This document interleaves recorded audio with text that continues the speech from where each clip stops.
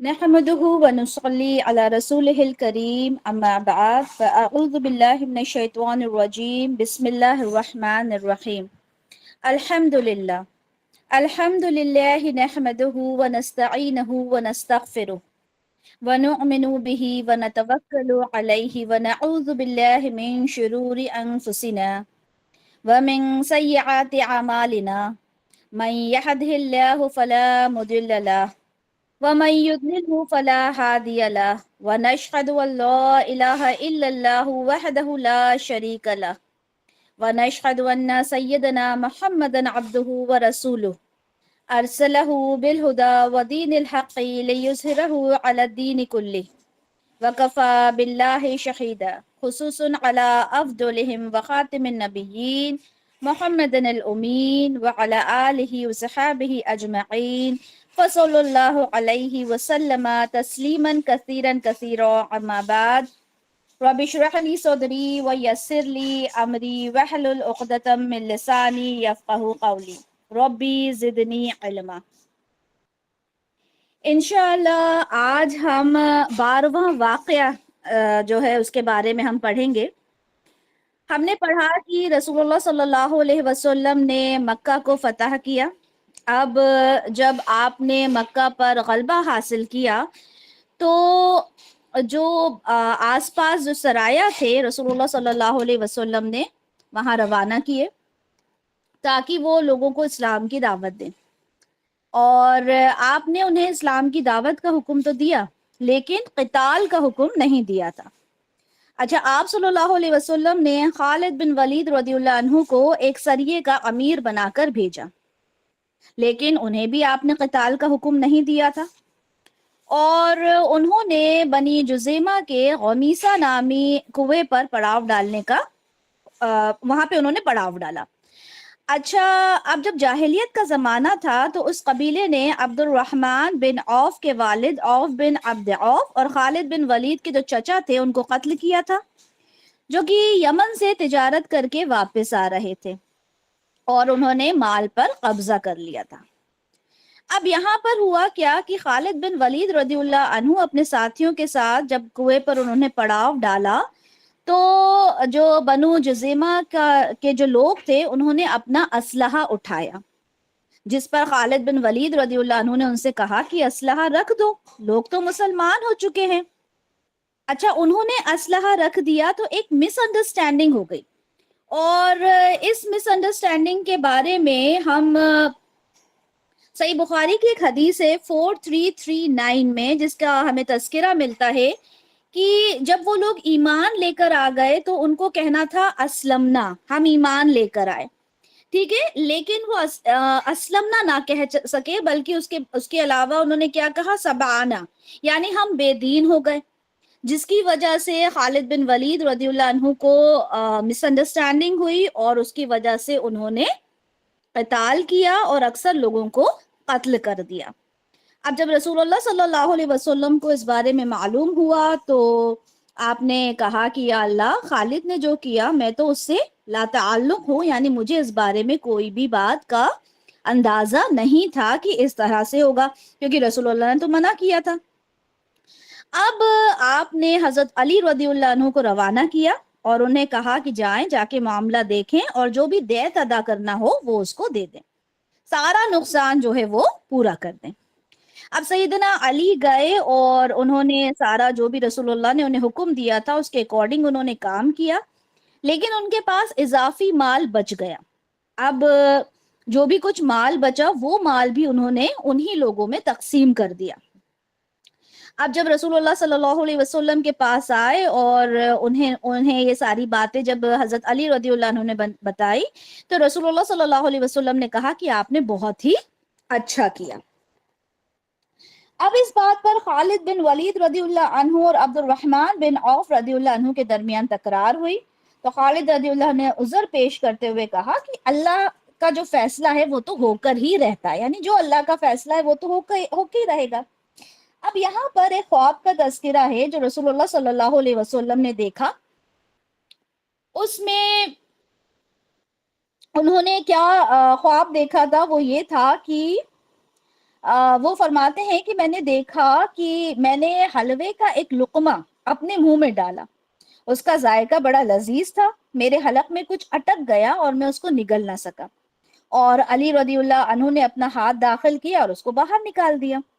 اب یہ خواب کا تذکرہ آپ نے حضرت ابو بکر صدیق رضی اللہ عنہ سے کیا تو انہوں نے کہا کہ یا رسول اللہ، اس سے مراد وہ سرایا ہیں جو آپ روانہ کرتے ہیں، لیکن کچھ میں تو آپ کو اچھی خبر آتی ہے اور آپ خوش ہو جاتے ہیں، لیکن کچھ سریے ایسے ہوتے ہیں جو مشکل ہوتے ہیں، جن میں کچھ مشکل پیش آتی ہے، اور حضرت علی رضی اللہ عنہ کو آپ بھیجتے ہیں تو مسئلہ آسان ہو جاتا ہے۔ تو یہ اس خواب کی تعبیر حضرت ابو بکر صدیق رضی اللہ عنہ نے کی۔ اب یہاں پر ہم نے کیا پوائنٹس دیکھے کہ فتح مکہ کے بعد بھی پہلے کی مانند اسلام کی برابر دعوت دینا واجب ہے۔ ایسا نہیں کہ مکہ فتح ہو گیا تو اب دعوت کا کام چھوڑ دیں، نہیں، بلکہ وہ دینا واجب ہے۔ اس کے بعد خالد بن ولید رضی اللہ عنہ کا جو ان سے خطا ہوئی اس کا بیان ہے۔ اس کے بعد خواب حق ہوتے ہیں، ٹھیک ہے، اور اس کی تعویل بھی کی جا سکتی ہے، ٹھیک ہے، اس کے لیکن وہ صحیح انسان سے اس کی تعویل کی جائے، جس طرح سے حضرت ابو بکر صدیق رضی اللہ عنہ نے کی۔ اس کے بعد حضرت علی رضی اللہ عنہ کی کامیابی کا بیان ہے، کیونکہ رسول اللہ نے ان سے کہا کہ ہاں تم نے جو کیا وہ اچھا کیا، یعنی ان کی ایک طرح سے تعریف کی۔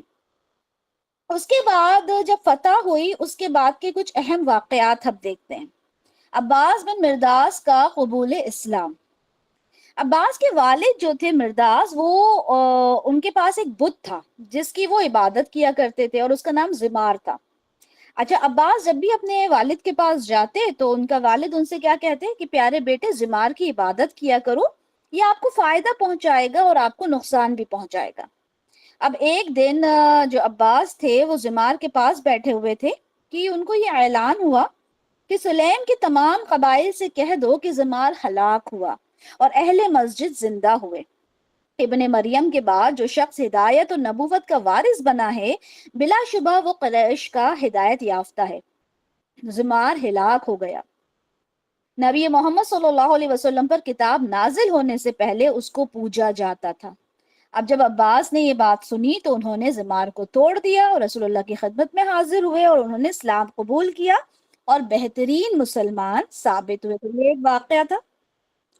ہم دیکھتے ہیں کہ کس طرح سے جو بت تھے جن کو یہ پوجا کرتے تھے قریش، کس طرح سے ان کو توڑا گیا۔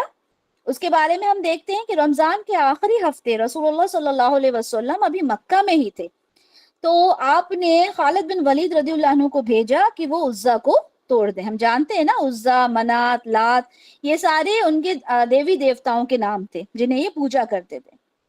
اب عزا جو ہے وہ طائف اور مکہ کے درمیان مقام نخلا پر واقع ایک گھر کا نام تھا، اس کا ایک دربان بھی تھا، وہاں پہ ایک بت تھا۔ اور جب اس دربان کو پتا چلا کہ خالد بن ولید رضی اللہ عنہ آ رہے ہیں تو انہوں نے کیا کیا، اس دربان نے عزا کے گلے میں ایک تلوار لٹکا دی، کیونکہ وہ تو یہ سوچتے تھے کہ یہ بت جو ہیں وہ ہماری اپنی حفاظت خود کر سکتے ہیں۔ لیکن اس کے بعد کیا ہوا کہ جب خالد بن ولید وہاں پہنچے تو دربان نے کہا کہ تجھ پر عزا کا غضب ہو، اور ایک سیاہ فام حبشیہ تھی، وہ واویلا کرتی ہوئی باہر نکل کر آئی۔ خالد رضی اللہ عنہ نے اسے قتل کر دیا، بت کو توڑ دیا، گھر کو گرا دیا، ٹھیک ہے، اور واپس آ کر رسول اللہ کو اس بارے میں ساری اطلاع دی۔ تو آپ نے فرمایا یہ عزا ہے جس کو کبھی نہیں پوجا جائے گا، اس کی اب کبھی کوئی عبادت نہیں کی جائے گی۔ اس کے بعد آگے بھی بتایا گیا کہ کس طرح سے عمرو بن عاص رضی اللہ نے سوا کو منہدم کیا۔ اس کے بعد عمرو رضی اللہ عنہ نے ایک بت کو توڑا جس کا جو دربان تھا وہ تو مسلمان ہو گیا۔ سعد بن زید رضی اللہ عنہ نے منات کو توڑا، ٹھیک ہے، یہ تو یہ سارے بت تھے جنہیں دھیرے دھیرے کر کے سب کو توڑ دیا گیا۔ اب ہم نے دیکھنا ہے 13واں واقعہ ہے غزوہ حوازن کے بارے میں۔ اچھا، اب مکہ تو فتح ہو گیا، رمضان کا پورا مہینہ بھی گزر گیا اور رسول اللہ ابھی مکہ میں ہی تھے۔ آپ کو معلوم ہوا کہ جب حوازن جو ایک قبیلہ تھا، جب ان کو مکہ فتح ہونے کے بارے میں پتا چلا تو انہوں نے یہ سوچا کہ ہم اس سے پہلے کہ رسول اللہ ہم پر حملہ کریں، ہم ان پر حملہ کر دیں گے۔ کیونکہ وہ اسلام قبول نہیں کرنا چاہتے تھے اور کسی طرح سے رسول اللہ پر اور ان کے صحابہ پہ وہ حملہ کرنا چاہتے تھے۔ اب انہوں نے کیا کیا، حوازین کا جو لوگ تھے انہوں نے ثقیف قبیلے سے بھی ایک طرح سے ان کے ساتھ وہ مل گئے اور انہوں نے کہا کہ ہم نے مل کر کیا کرنا ہے، رسول اللہ کے اوپر اور ان صحابہ کے اوپر ہم نے حملہ کرنا ہے۔ ٹھیک ہے، ثقیف قبیلہ جو تھا وہ بھی ان سے مل گیا۔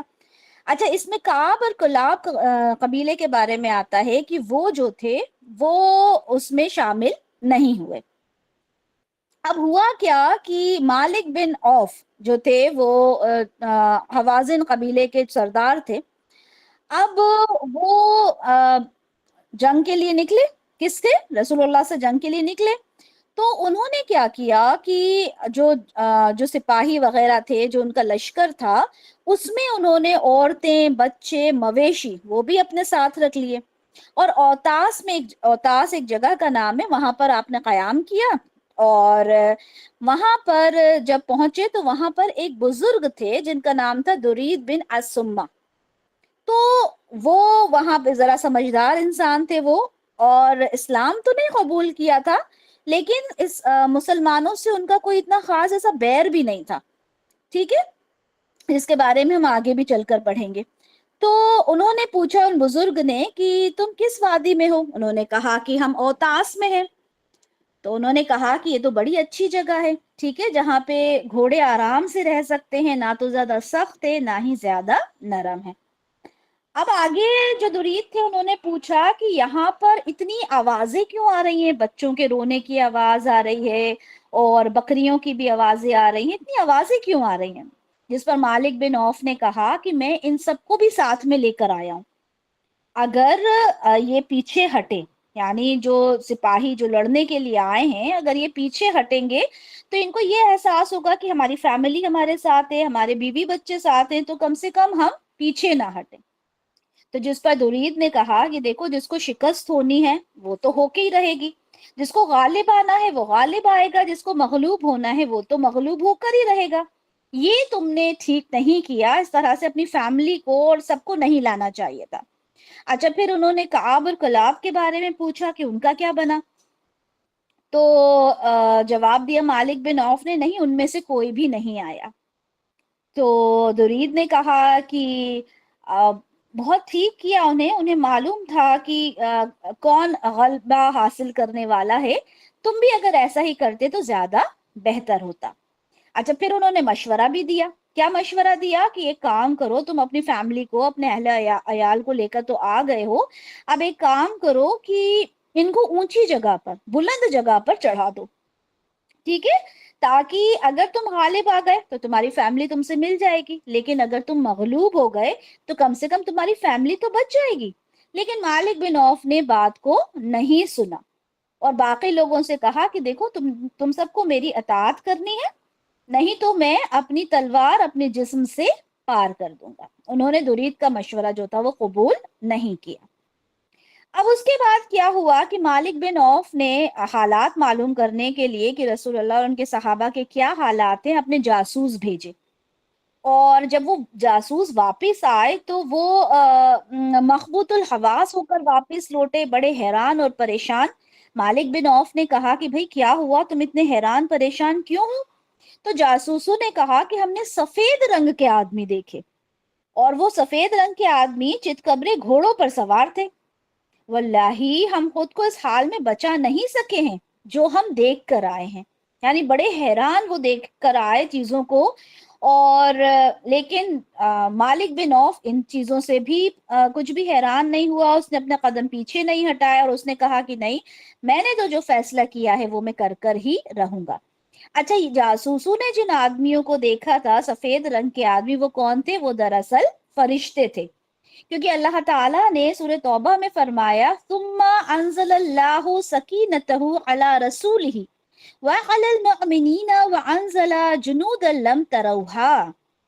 کیا فرمایا اللہ تعالیٰ نے کہ پھر اللہ تعالیٰ نے اپنے رسول پر اور مومنوں پر اپنی سکینت نازل فرما دی اور ایسے لشکر اتارے جنہیں تم نے نہیں دیکھا۔ کس نے نہیں دیکھا؟ کیونکہ جو صحابہ تھے وہ تو ظاہر سی بات ہے میدان جہاد میں تھے، انہیں وہ فرشتے نظر نہیں آئے تھے، اور اس طرح سے اللہ تعالیٰ نے مومنوں پر سکینت نازل فرما دی تھی۔ اب اس کے بعد کیا ہوا کہ رسول اللہ صلی اللہ علیہ وسلم کو معلوم ہوا کہ حوازن نے آپ کے خلاف جنگ کا پختہ عزم کر رکھا ہے۔ اب آپ نے عبداللہ بن ابی حضرت اسلمی کو حوازن کے حالات معلوم کرنے کے لیے بھیجا کہ جائیں اور ذرا معلوم کریں کہ وہاں پر کیا چل رہا ہے۔ اب عبداللہ رضی اللہ عنہ گئے وہاں پر، انہوں نے معلوم کیا، سارا سب کو جائزہ لیا، واپس آئے اور رسول اللہ صلی اللہ علیہ وسلم کو ساری باتیں بتا دی۔ اچھا، آپ نے ان کی جانب روانہ ہونے کا ارادہ کیا ہی تھا کہ آپ صلی اللہ علیہ وسلم کو یہ معلوم ہوا کہ صفوان بن امیہ جو ہیں ان کے پاس زرہیں وغیرہ اور یہ جنگ کا سامان کافی مقدار میں موجود ہے۔ اچھا، صفوان بن امیہ ابھی تک مسلمان نہیں ہوئے تھے، تو رسول اللہ صلی اللہ علیہ وسلم نے کہا کہ یہ جو آپ کا اسلحہ ہے آپ یہ مجھے ادھار دے دیں، اور وہاں پر عتاب بن اسید رضی اللہ عنہ کو نائب مقرر کر دیا۔ اب رسول اللہ صلی اللہ علیہ وسلم کے ساتھ 12,000 جنگجو تھے۔ کتنی بڑی تعداد تھی نا، 12,000 لوگوں کی۔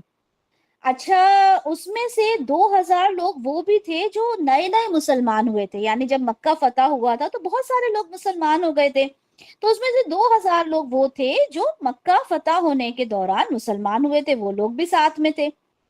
اب جب 12,000 کا لشکر گیا، ہم امیجن کر سکتے ہیں 12,000 مینس کی بہت بڑا لشکر تھا، تو کسی کے منہ سے یہ نکل گیا کہ ہماری تعداد تو بہت زیادہ ہے، ٹھیک ہے، اور ہم تو کبھی مغلوب ہو ہی نہیں سکتے۔ اچھا، ہم جانتے ہیں نا کہ تکبر اللہ تعالیٰ کو پسند نہیں ہے، اس بات کو ہمیں سمجھنا ہے کہ تکبر اللہ تعالیٰ بالکل پسند نہیں کرتے، یہ چیز اللہ کو بالکل پسند نہیں آئی۔ اور قرآن میں اللہ تعالیٰ نے اس بارے میں کیا فرمایا؟ اور حنین کے دن بھی جب تمہاری کثرت نے تمہیں ناز میں مبتلا کر دیا، پھر وہ تمہارے کچھ کام نہ آئی، یعنی تمہاری اتنی بڑی تعداد بھی کچھ کام نہ آئی۔ کیا ہوا تھا آگے چل کر ہم پڑھیں گے انشاءاللہ۔ اچھا، یہ ہوا کہ رسول اللہ کا جو لشکر تھا وہ حنین کی جانب نکل گیا، اور اب یہاں پر ایک جاہلانہ مطالبہ ہوا۔ اس میں کیا ہوا ہم یہ دیکھتے ہیں کہ دیکھیں، ابھی جو لوگ تھے وہ نئے نئے مسلمان بنے تھے، ان کا جو ایمان تھا، ان کا جو عقیدہ تھا وہ اتنا اسٹرانگ نہیں تھا، ٹھیک ہے۔ تو اب کیا ہوا کہ جب وہ ایک بیری کے ایک بہت بڑے سرسبز و شاداب درخت کے پاس سے گزرے، آپ جو ابھی ابھی مسلمان ہوئے تھے انہوں نے کیا کہا کہ یا رسول اللہ آپ ہمارے لیے بھی ذات انوات مقرر کر دیں جیسے مشرکین کا ذات انوات ہے۔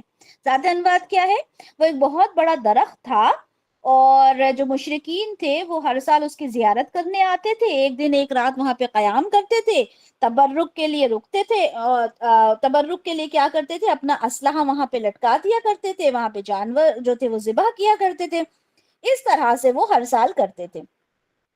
اور وہی چیز انہوں نے کہا کہ یہ جو درخت ہے یہ بھی ہمارے لیے اسی طرح سے آپ کر دیں۔ تو رسول اللہ کو یہ بات بالکل پسند نہیں آئی، اور آپ نے کہا کہ اللہ اکبر، اس ذات کی قسم جس کے ہاتھ میں محمد کی جان ہے، تم نے تو وہی سوال کیا جو موسیٰ علیہ السلام کی قوم نے ان سے کیا تھا کہ موسیٰ ہمارے لیے بھی کوئی معبود بنا دے جیسے ان کا معبود ہے۔ بچڑا تھا نا، بچڑے کی وہ لوگ عبادت کرتے تھے، تو کیا کہا تھا بنی اسرائیل نے موسیٰ علیہ السلام سے کہ ہمارے لیے بھی ایک بچڑا بنا دیں، یا ہمارے لیے بھی عبادت کے لیے کوئی معبود بنا دیں۔ تو رسول اللہ نے کہا تم نے تو ویسا ہی سوال کیا جیسا انہوں نے کیا۔ اب رسول اللہ نے آگے فرمایا کہ دیکھو یہ دوسروں کے طریقے ہیں، تم سے پہلوں کے یہ طریقے ہیں، ٹھیک ہے۔ اور رسول اللہ نے ان کے جو یہ جاہلانہ مطالبہ تھا اس کو پورا نہیں کیا، اور نہ ہی قابل توجہ سمجھا، کیونکہ بڑا ہی جاہلانہ سوال تھا یہ ان کا۔ اچھا، اب یہ جو اسلامی لشکر تھا یہ وادی حنین کی طرف بڑھا، اور وہاں پر انہوں نے پڑاؤ کیا۔ یہ ایک کھلی اور جو ڈھلان والی وادی ہوتی اس طرح کی وادی تھی۔ اچھا، لشکر جو تھا صبح سویرے منہ اندھیرے یہاں پہنچ گیا تھا، لیکن مشرکین جو تھے، جو حوازین کے جو قبیلے کے جو لوگ تھے، ثقیف کے جو لوگ تھے، وہ لوگ وہاں پر پہلے سے ہی موجود تھے۔ انہوں نے وہاں پر جب دیکھا تو وہاں پر انہوں نے اپنے آپ کو جو گھاٹیاں تھیں وہاں پہ چھپا رکھا تھا، اور وہ تیار بیٹھے ہوئے تھے۔ اب جیسے ہی مسلمان میدان میں اترے تو انہوں نے کیا کیا؟ فوراً جو مسلمانوں کے اوپر حملہ کر دیا۔ اور ایک ساتھ حملہ کیا کہ کسی کو مسلمانوں کو سمجھ میں ہی نہیں آیا کہ ہم کیا کریں، اور وہ بھاگنا شروع ہو گئے. یعنی رسول اللہ کا انہوں نے سنا بھی نہیں فرمان کہ رسول اللہ کیا کہہ رہے ہیں، اور انہوں نے کیا کیا، بھاگنا شروع کر دیا. جس پر رسول اللہ نے کہا کہ لوگوں ادھر آؤ، انا رسول اللہ، میں رسول اللہ ہوں، انا رسول اللہ، انا محمد بن عبداللہ، میں محمد ہوں عبداللہ کا بیٹا، یہاں آؤ تم لوگ. آپ نے 3 دفعہ انہیں پکارا. اب جو نئے مسلمان بنے تھے وہ تو سننے کو تیار ہی نہیں تھے، لیکن جو مہاجرین تھے، انصار تھے، اہل بیت تھے، ان کی تھوڑے سے جو لوگ تھے، ایک مختصر سی جماعت تھی جو وہاں پر رہ گئی تھی، جس میں ہم جانتے ہیں کہ جو صحابہ ہیں جن کا ہم نام لے سکتے ہیں، جیسے حضرت ابو بکر صدیق رضی اللہ عنہ، سیدنا عمر رضی اللہ عنہ، سیدنا علی رضی اللہ عنہ، سیدنا عباس رضی اللہ عنہ، سیدنا فضل رضی اللہ عنہ، سیدنا ابو سفیان بن حارث رضی اللہ عنہ، سیدنا ربیعہ بن حارث رضی اللہ عنہ، سیدنا ایمن بن ایمن، اور سیدنا اسامہ بن زید رضی اللہ عنہ. ان کے نام ہیں کہ یہ کچھ چند صحابہ تھے جو رسول اللہ کے پاس رہ گئے اور باقی سب وہاں سے ہٹ گئے. اب اس کے بعد ایک بات اور یہاں بتائی جاتی ہے کہ ایک شخص تھا جو سرخ رنگ کے اونٹ پر سوار تھا، اس کے ہاتھ میں سیاہ جھنڈا تھا، اور اسے اپنے ہی نیزے کا زخم لگا جس سے وہ مر گیا. اب جو اس کے پیچھے آدمی تھا اس نے اس جھنڈے کو اسی کے نیزے سے اٹھایا، لوگوں نے اس کا اتباع کرنا شروع کر دیا. حضرت علی رضی اللہ نے اس کو پچھاڑ دیا اور اس کو قتل کر دیا. ٹھیک ہے، اب اس کے بعد دیکھتے ہیں کہ آگے کیا ہوا. اب جنگ کا یہ عالم تھا کہ مسلمان جو تھے وہ تو کمزور پڑ گئے. تو یہ دیکھ کر ان افراد نے خوشی کا اظہار کیا جنہوں نے اپنی اسلام میں دشمنی کو چھپا کے رکھا تھا. اب دیکھیں، لوگ تو مسلمان ہو گئے تھے جب مکہ فتح ہوا، لیکن ہر انسان کے دل میں اسلام کے لیے محبت نہیں تھی. کچھ لوگ مجبوری میں بھی صرف دکھانے کے لیے مسلمان ہو گئے تھے. اب ان کے لیے تو بڑا ہی گولڈن اپرچونٹی تھی کہ اب دیکھیں کس طرح سے مسلمان یہاں پر ہار رہے ہیں. ٹھیک ہے، اب جب انہوں نے دیکھا تو انہوں نے اس بات کا علل اعلان مظاہرہ بھی کر دیا، جس میں سے ابو سفیان بن حرب نے کیا کہا کہ یہ شکست انہیں سمندر میں ڈبو دے گی. اور اس کے بعد جعلہ بن حنبل انہوں نے چلا کر کیا بولا کہ آج اس کا جادو ٹوٹ گیا. اب آپ دیکھیں کس طرح کے کامنٹس آنا شروع ہو گئے، آج تو اس کا جادو ٹوٹ گیا. اس کے بعد صفوان بن امیہ جو ابھی مشرک تھے، جن سے رسول اللہ ہتھیار وغیرہ لے کر آئے تھے نا، ان کے بارے میں آیا کہ وہ تھے تو ابھی مشرک ہی، اور رسول اللہ نے انہیں وقت دیا تھا کہ آپ سوچ لو آپ کو اسلام قبول کرنا ہے یا ہجرت کرنا ہے. ان کو ٹائم دیا تھا، اسی ڈیوریشن میں یہ واقعہ پیش آیا. تو انہوں نے اپنے بھائی حبلہ سے کہا کہ چپ رہو، اللہ تیرے دانت توڑ دے، واللہ قریشی کے کسی شخص کی حکومت مجھے حوازن کے کسی شخص کی حکومت سے زیادہ پسند ہے. مطلب تم کیا چاہتے ہو کہ حوازن ہم پر حکومت کریں؟ اس سے تو بہتر ہے کہ کوئی قریشی ہی ہم پر حکومت کرے. اس کے بعد شعبہ بن عثمان، انہوں نے بھی کہا بھائی وہ بھی کیسے پیچھے رہتے. انہوں نے کہا کہ آج میں محمد صلی اللہ علیہ وسلم پر اپنا بدلہ چکاؤں گا. کیوں کہا؟ کس بات کا بدلہ تھا کہ اس کے باپ کو احد کے موقع پر شرک کی حالت میں قتل کر دیا گیا تھا، تو اس نے آپ صلی اللہ علیہ وسلم کو قتل کرنے کا ارادہ کیا. مگر جب وہ آپ کے قریب پہنچا تو اس کے دل کو کسی چیز نے ڈھانپ لیا اور وہ کام نہ کر سکا جو وہ سوچ کر گیا تھا. اچھا، مارکا ابھی جاری ہی تھا. ٹھیک ہے، جو لڑائی تھی، جو جنگ تھی، وہ ابھی چل ہی رہی تھی، اسی دوران یہ ساری چیزیں ہو رہی تھی. اب سیدنا عباس رضی اللہ عنہ نے رسول اللہ کے خچر کو نکیل سے تھام رکھا تھا. رسول اللہ اس پر سوار تھے، اور عباس رضی اللہ عنہ ایک ذرا فربا جسم، بلند آہنگ انسان تھے، جس پر رسول اللہ نے کہا کہ عباس رضی اللہ عنہ سے کہا کہ آپ ذرا آواز دیں، یا معاشر الانصار، یا معاشر الشجرہ، یہ کہہ کر آپ انہیں ذرا آواز تو دیں. تو جب عباس رضی اللہ عنہ نے آواز دی تو سب نے جواب دیا کہ ہم حاضر ہیں، ہم حاضر ہیں. یہاں تک کہ اگر کوئی اپنے اونٹ کو موڑنا چاہتا اور وہ نہ مڑتا تو وہ اونٹ پہ سے اتر کے اپنا اسلحہ لے کے بس دوڑتا ہوا گیا، مطلب بس لبیک کہتا ہوا چلا گیا کہ مجھے رسول اللہ کی مدد کرنا. چنانچہ آپ کے پاس 100 سپاہی جمع ہو گئے. اب آپ سوچیں 12,000 کا لشکر گیا تھا اور اس میں سے 100 سپاہی تھے جو وہاں پر جمع ہو گئے, اور انہوں نے کیا کیا, ان کا بخوبی ان کا مقابلہ کیا, جس پر رسول اللہ صلی اللہ علیہ وسلم نے فرمایا کہ میں نبی ہوں, یہ جھوٹ نہیں ہے, مطلب میں نبی ہوں, اس بات میں کوئی جھوٹ نہیں ہے. انا ابن عبد المطلب, میں عبد المطلب کا بیٹا ہوں. اچھا, اب یہاں پر بہت گھمسان جو تھا وہ جو غزوہ تھا, ٹھیک ہے, جو لڑائی تھی وہ چلی, اور اس پہ رسول اللہ نے فرمایا کہ اب چولہا گرم ہو گیا ہے. آپ کے خچر کا نام دلدل تھا, آپ نے اسے بیٹھنے کا اشارہ کیا, اور جب وہ بیٹھا تو آپ نے کیا کیا کہ مٹھی میں خاک لی رسول اللہ نے, اور مشرکین کے چہروں پر دے ماری, اور اس طرح سے اس کے بعد انہیں شکست ہوئی. کہا جاتا ہے کہ جب آپ نے یہ ایک مٹھی خاک لے کر جب ڈالا تو کوئی بھی مشرکین ایسا نہیں تھا جو اس سے بچ سکا ہو, اور رسول اللہ صلی اللہ علیہ وسلم کو یہاں پہ فتح حاصل ہوئی. اب حوازین کی شکست میں ثقیف کا قبیلہ تھا, اور بنو مالک کے جو 70 آدمی تھے وہ مارے گئے, اور جو بنو مالک کے تو 70 آدمی مارے گئے, جو ثقیف کے حلیف تھے اس میں سے صرف 2 آدمی ہی قتل ہوئے تھے. کیوں؟ کیونکہ وہ جنگ سے فرار ہو گئے تھے تو وہ بچ گئے. اب بعض مشرکین جو تھے انہوں نے طائف کا رخ کیا, ان کے ساتھ ان کا جنگی سردار مالک بھی تھا. رسول اللہ نے جو رسول اللہ کے شہ سوار تھے ان کا تعاقب بھی کیا, اور بعض کو قتل کر دیا. اب بعض مشرک جو تھے انہوں نے اوتاس جانے کا ارادہ کیا. رسول اللہ صلی اللہ علیہ وسلم نے ابو عامر اشعری کو چند آدمیوں کے ساتھ ان کی جانب روانہ فرمایا, چنانچہ ان کے ساتھ مقابلہ ہوا. یہ کہ ابو عامر رضی اللہ عنہ کو تیر لگ گیا, جس سے انہوں نے جام شہادت نوش کیا.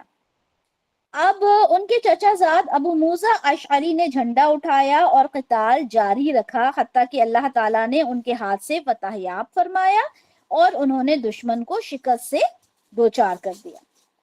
اب یہاں پر مسلمانوں کو غلام اور غنیمت دستیاب ہوئے, جیسے کہ ہم نے پہلے دیکھا کہ وہ بہت سارا جو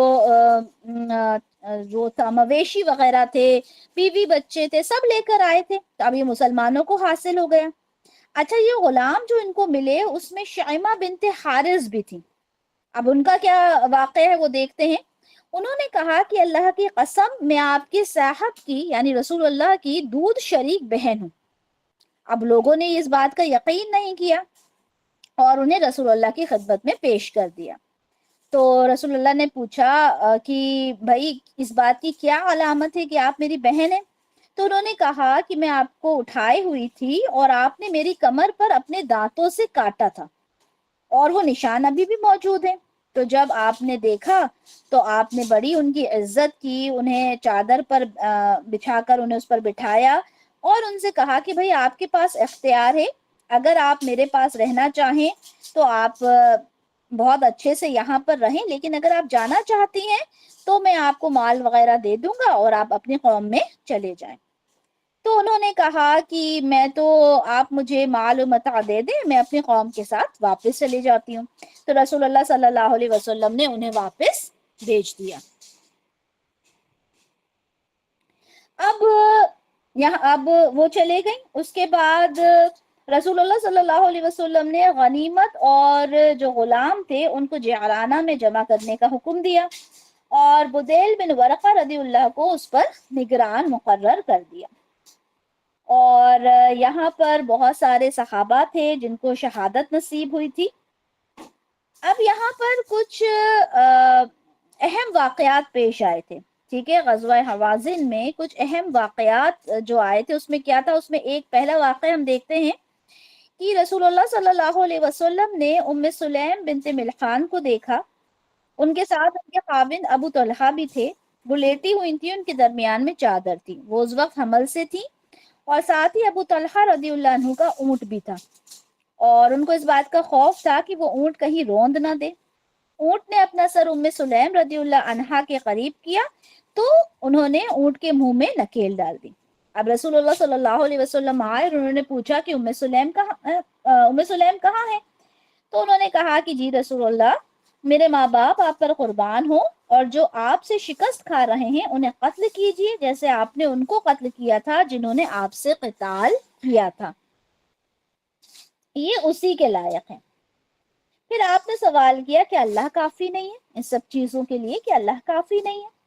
अच्छा, उम्मे सुलैम के पास एक खंजर था। अबू तलहा ने पूछा कि उम्मे सुलैम, आपके पास ये खंजर कैसा है? जिस पर उन्होंने जवाब दिया कि मैंने खंजर अपने पास इसलिए रखा है कि कोई मुशरिक अगर मेरे करीब आए तो मैं उसका पेट चाक कर दूं। आप देखें जज्बा, प्रेग्नेंट थी, ठीक है, लेकिन जज्बा मुशरिकों को कत्ल करने का, कि उन्होंने कहा कोई मुशरिक अगर मेरे पास आए तो मैं उसको कत्ल कर दूं। तो उनके उनके जो शोहर थे उन्होंने कहा कि या रसूल अल्लाह, आप सुन रहे हैं कि उम्मे सुलैम क्या कह रही हैं।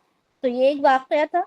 दूसरा वाकया अबू कतादा रदियल्लाहु अन्हु का हम देखते हैं कि अबू कतादा का ये बयान है कि हुनैन के दिन मैंने देखा कि एक मुसलमान और एक काफिर लड़ रहे हैं। ठीक है, किसने देखा? अबू कतादा ने। और एक मुशरिक उस मुसलमान के खिलाफ अपने मुशरिक दोस्त को मदद कर रहा है। मैं उसके पास गया, उस पर वार किया और उसका हाथ काट कर रख दिया, लेकिन वो इतना ताकतवर था कि उसने दूसरे हाथ से वार किया। तो आप कहते हैं कि अल्लाह की कसम, जब तक खून ना बहा उसने मुझे ना छोड़ा। अगर उसका खून ना बहता, यानी अगर वो ना मर जाता, तो करीब था कि वो मुझे कत्ल कर देता। अब जब वो गिर गया तो मैंने उसे कत्ल कर दिया, और फिर मैं आगे जाके जंग में मशगूल हो गया, और उसका माल और असबाब जो था वो वहीं रह गया।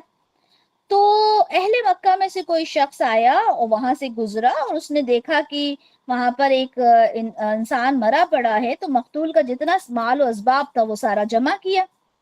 अब जब जंग खत्म हो गई और हम दुश्मन से फारिग हो चुके, ठीक है, ये अबू कतादा अपना वाक़या बयान कर रहे हैं कि जब जंग खत्म हो गई और हम दुश्मन से फारिग हो गए, तो रसूल अल्लाह ने कहा कि जिसने भी किसी को कत्ल किया उस कातिल, उसका सामान कातिल का ही है, यानी जिसने कत्ल किया उसको ही वो सारा सामान मिलेगा।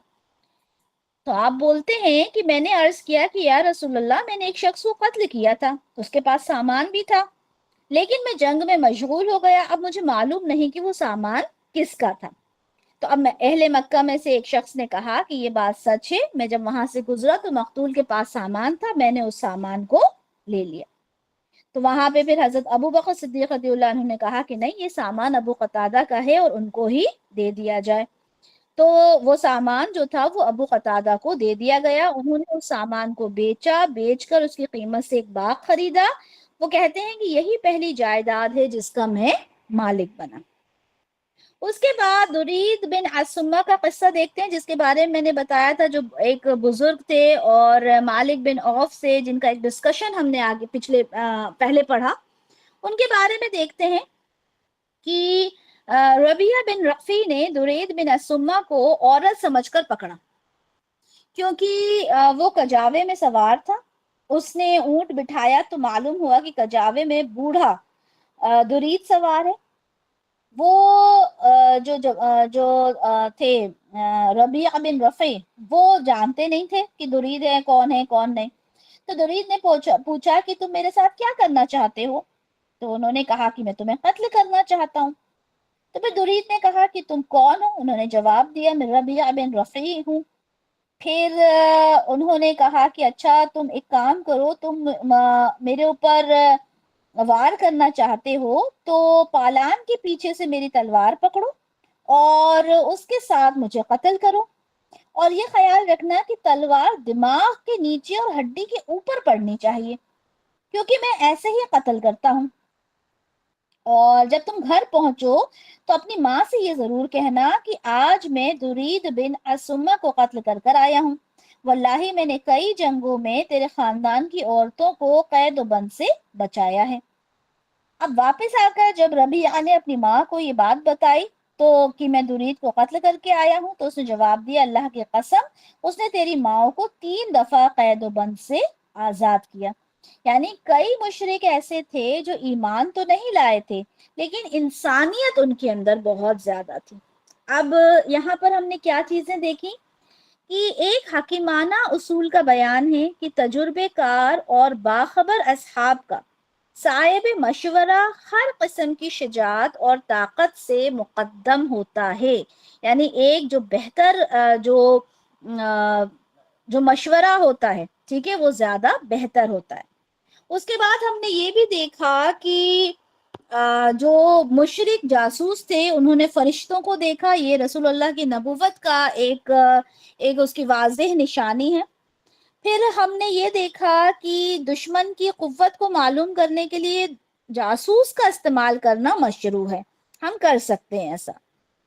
اچھا، یہاں ہم نے یہ بھی دیکھا کہ کس طرح سے انہوں نے اپنے 12,000 ہونے پر ایک تکبر دکھایا تھا، اور اس طرح کا فخر کرنا حرام ہے، بالکل بھی اللہ تعالیٰ کو یہ چیز پسند نہیں ہے۔ اس طرح ہم نے پھر یہ بھی دیکھا کہ جب لوگوں نے تبرک کے بارے میں بات کی کہ یہ جو بیری کا پیڑ ہے یہ ہمارے لیے تبرک بن جائے، اس کے لیے بھی رسول اللہ نے منع فرمایا، کیونکہ وہ بھی شرک کا باعث بن سکتا ہے۔ پھر ہم نے یہ دیکھا کہ جو رضائی بھائی بہن ہوتے ہیں ان کا اکرام کرنا مشروع ہے، ان کا اکرام کرنا چاہیے۔ اور ہم نے ام سلیم رضی اللہ عنہا کے بارے میں دیکھا، اور ہم نے جو درید بن اسمہ تھے ان کے بارے میں ہم نے یہاں پڑھا۔ اس کے بعد ہم جو 14 واقعہ ہے، 14واں واقعہ ہے، وہ دیکھتے ہیں کہ طائف کا محاصرہ کیسے کیا۔ اب وادی حنین اور اوتاس میں حوازین اور ثقیف کو شکست سے دوچار ہونا پڑا، ٹھیک ہے، اب ان کو شکست حاصل ہوئی۔ اب ثقیف اور ان کے بعض دوستوں نے طائف کا رخ کیا اور وہاں قلعہ بند ہو گئے۔ اب جب وہاں پہ وہ قلعہ بند ہو گئے تو ان کے محاصرے کی ضرورت آئی، تو رسول اللہ اور صحابہ کرام نے ان کا پیچھا کیا، اور جو طائف کا قلعہ تھا وہاں پہنچ کر کیا کیا، پورے شہر کا محاصرہ کر دیا۔ اب دشمن کا حصار توڑنے کے لیے مسلمانوں نے سیدنا سلمان فارسی کے مشورے پر منجنیق کا استعمال کیا، جیسے جس میں گولے داغے جاتے ہیں نا اور اس سے وار کیا جاتا ہے، ٹھیک ہے، تو منجنیق ہوتی ہے، اس کا استعمال کیا۔ لیکن اس کے باوجود طائف جو تھا وہ آسانی سے فتح نہ ہوا، کیونکہ مشرکین جو تھے وہ لوہے کے شعلے زن گولے پھینک رہے تھے، اور انہوں نے جو منجنیق تھی اس پر بھی گولہ باری کی۔ اچھا، سپاہی اس سے باہر نکلے تو انہیں دشمن کے تیروں کا سامنا کرنا پڑا، اور قلعوں سے بارش کی مانند ان پر جو تیر تھے وہ برسائے جا رہے تھے، یہاں تک کہ جو مسلمان تھے وہ کافی تعداد میں شہید بھی ہو گئے تھے۔ تو رسول اللہ نے جو انگور کے وہاں درخت تھے ان کو کاٹنے کا حکم دیا کہ وہ حصار اٹھا دیں، مگر اس سے بھی کوئی اثر نہیں ہوا۔ اچھا، حصار ہو رہا تھا وہاں پہ، پورا حصار میں تھے وہ لوگ، قلعہ وغیرہ، تو اسی دوران بعض غلام جو تھے وہ قلعے سے اتر آئے اور رسول اللہ نے انہیں آزاد کر دیا، جس میں نافع بن حارث کا بھی نام آتا ہے، اور ان کی کنیت جو تھی وہ ابو بکرہ رکھ دی گئی تھی، کیونکہ وہ چرخی کے ذریعے قلعے سے نیچے آئے تھے، اور بکرہ جو ہوتا ہے وہ چرخی کو کہتے ہیں۔ اب محاصرے کی مدت جو تھی وہ بڑھتی چلی گئی، تو آپ صلی اللہ علیہ وسلم نے کچھ جو اصحاب تھے ان سے مشورہ کیا کہ کیا کرنا چاہیے، جس میں نوفل بن معاویہ رضی اللہ عنہ نے عرض کیا کہ یا رسول اللہ، لومڑی اپنے بھٹ میں گھس چکی ہے، آپ صلی اللہ علیہ وسلم قائم رہیں گے تو پکڑ لیں گے، اور اگر چھوڑ دیں گے تو وہ آپ کو نقصان نہیں پہنچا سکے گی۔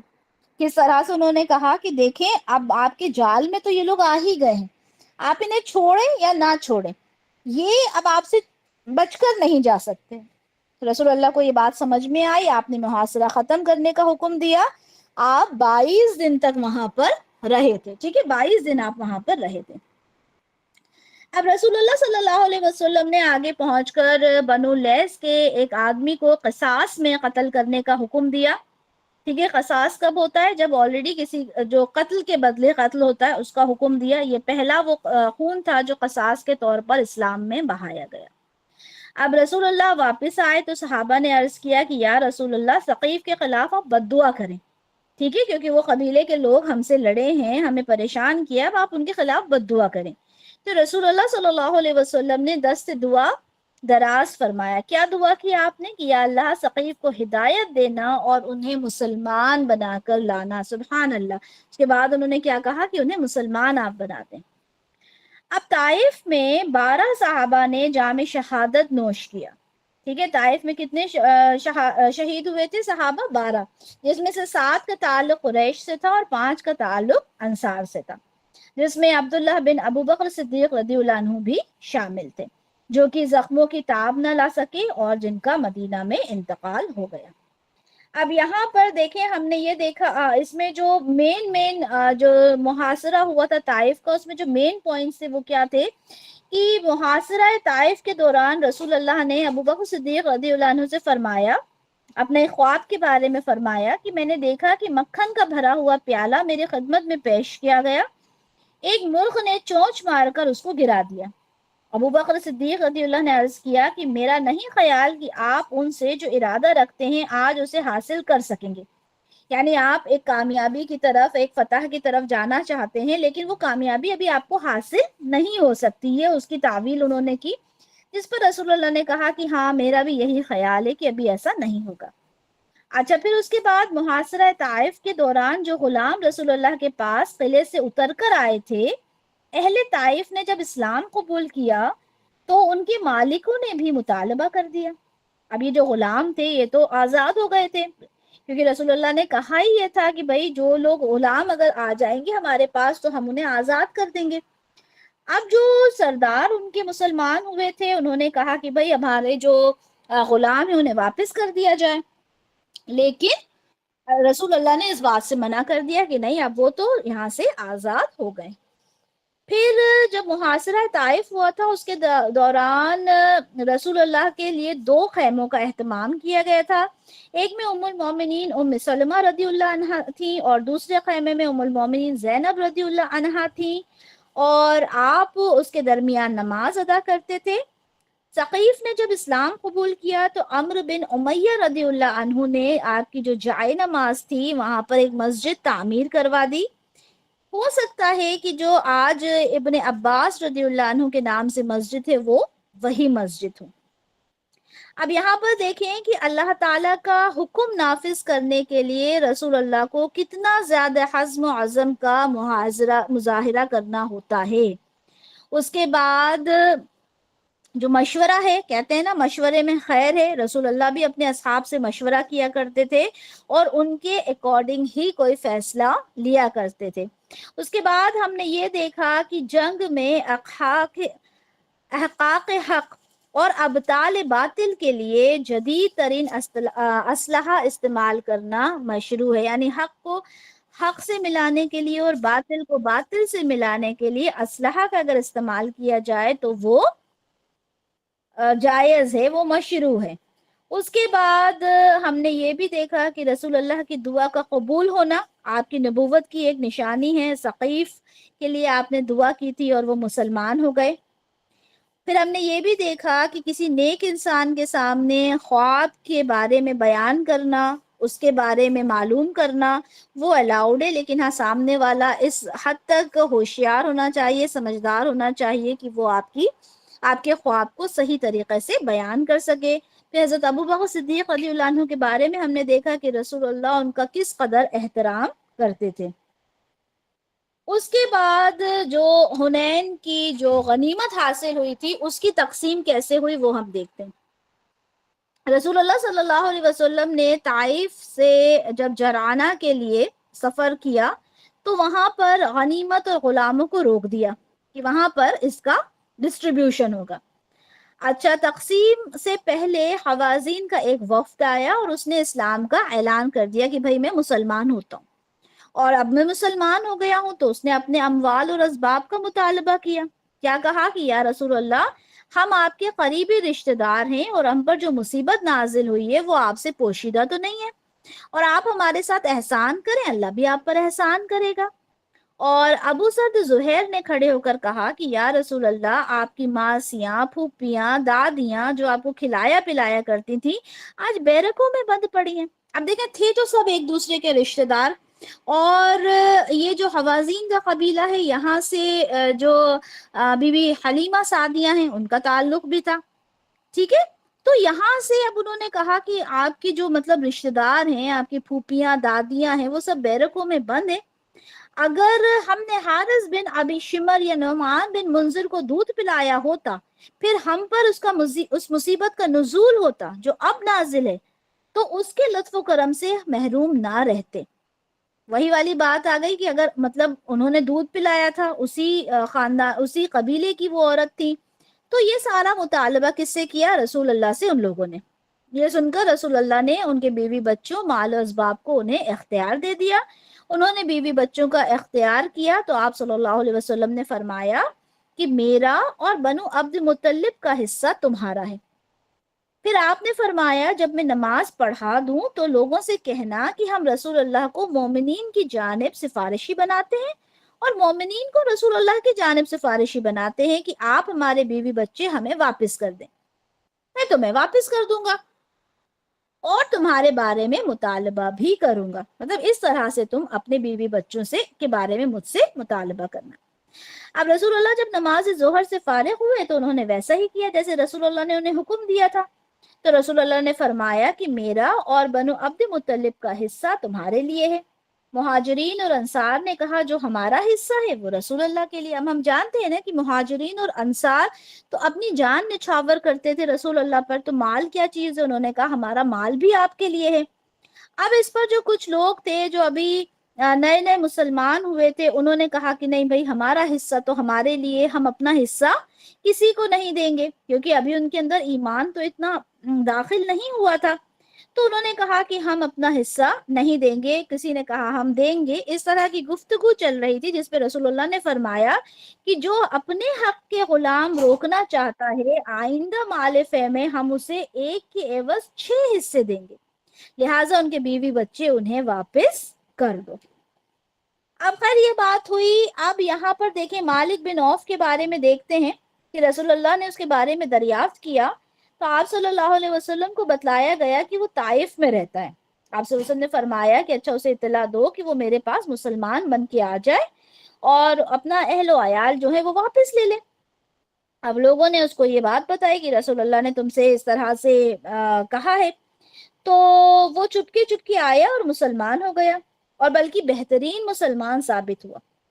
رسول اللہ نے اس کے اہل و عیال، اس کا مال وغیرہ اس کو واپس کر دیا، 100 اونٹ اسے انعام میں بھی دیے، اور بلکہ اس کی قوم کا اور جو قبائل کے نئے نئے لوگ جو مسلمان ہوئے تھے ان کا امیر بھی ان کو مقرر کر دیا گیا، اور بہت ہی زیادہ وہ ایک بہترین مسلمان وہ ثابت ہوئے۔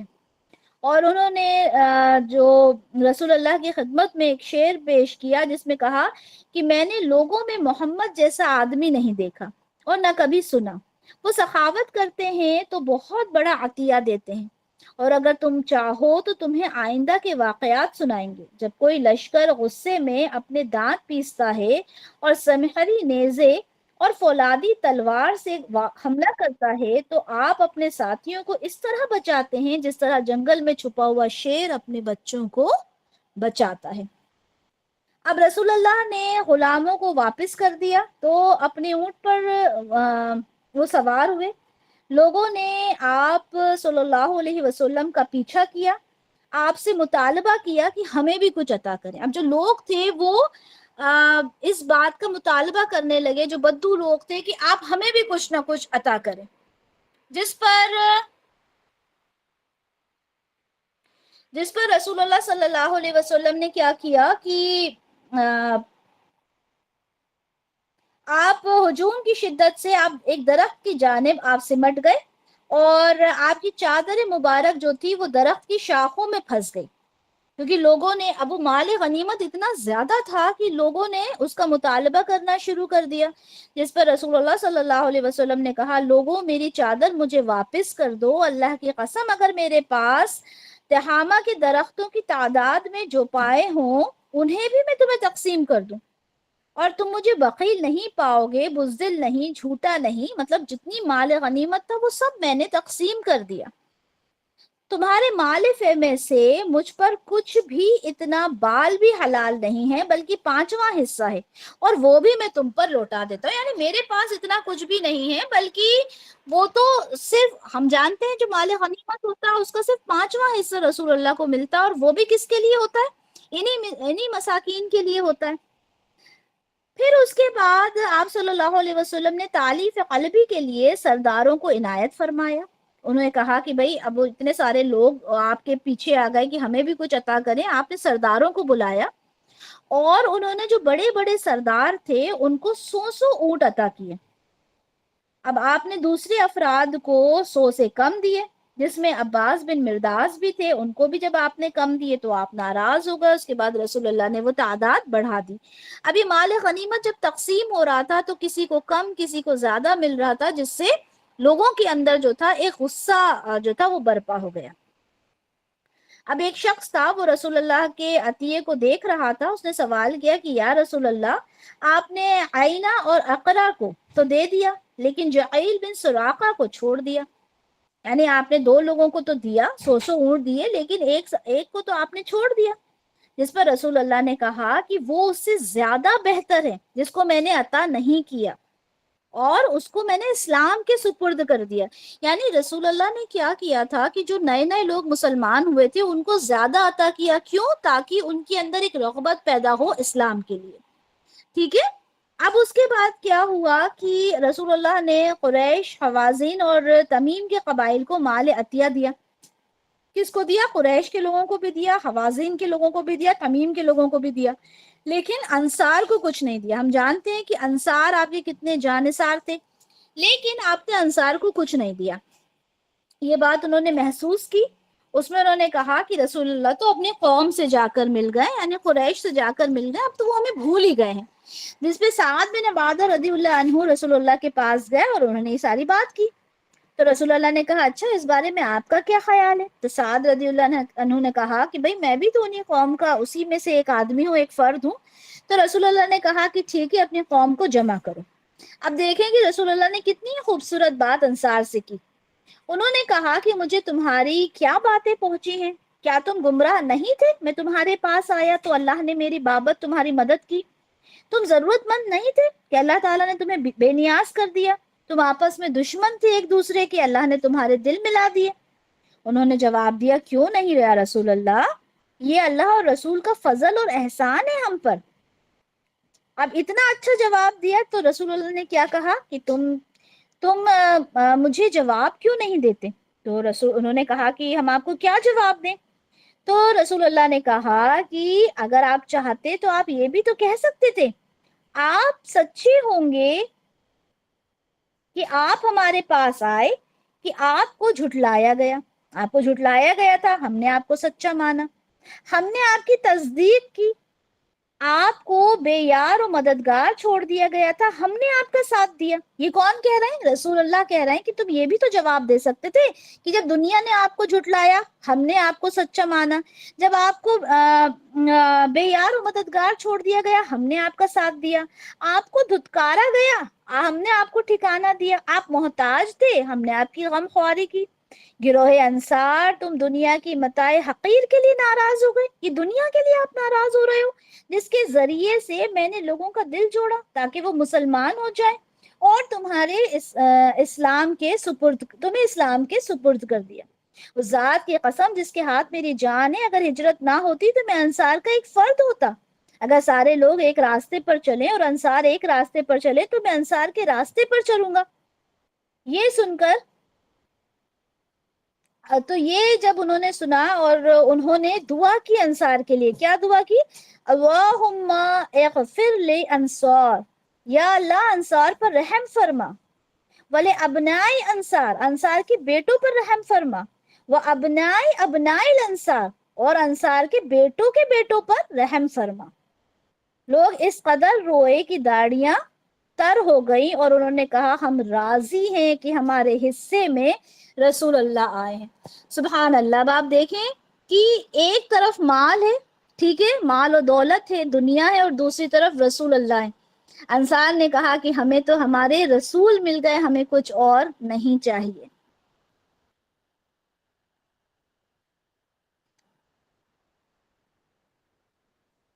آگے انشاءاللہ آگے کا لیکچر ہم بعد میں پڑھیں گے کیونکہ وقت بھی زیادہ ہو رہا ہے.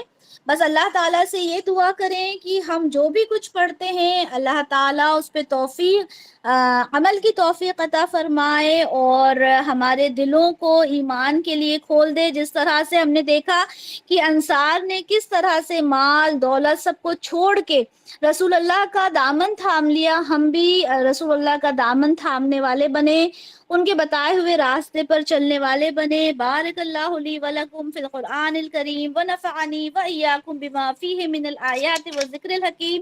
سبحانک اللہم وبحمدک اشہد ان لا الہ الا انت استغفرک واتوب الیک. جزاک اللہ خیرا کثیرا وحسن الدنیا والآخرہ. السلام علیکم ورحمۃ اللہ وبرکاتہ.